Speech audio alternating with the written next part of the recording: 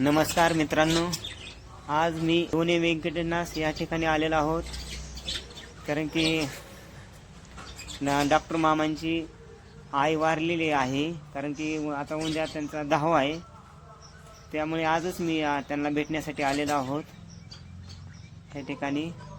आणि जितकं त्यांना दुःख होतंय तितकं आम्हाला सुद्धा होतंय. कारण की सावली हे कधीच जाऊ नये. कारण की सावली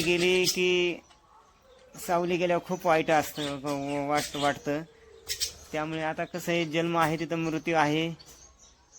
त्यामुळे मामांनी न खचता पुढे आपलं कार्य करतच जावं.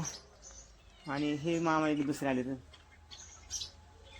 आपण बसलो दादा, सगळे बोलतो दुःखात सामील व्हावं लागतं ना. हो, प्रत्येकाला वेळ काढे. दुःखामध्ये नाही सामील व्हायचं, माणसाने काय करायचं. प्रत्येकाला वेळ काढे. प्रत्येकाला आपण काळजीपूर्वक येणं जाणं असतं, सर्व गोष्टी जातात. त्याच्यामध्ये आपण आनंदी राहायचं असतं.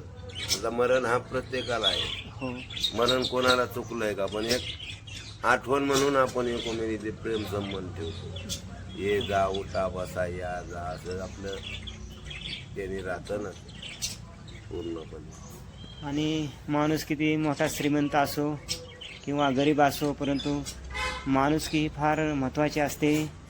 त्यामुळे प्रत्येकाच्या दुःखामध्ये सामील होणे गरजेचं असतं. रामकृष्ण हरी. रामकृष्ण हरी. गुरुदेव दत्त.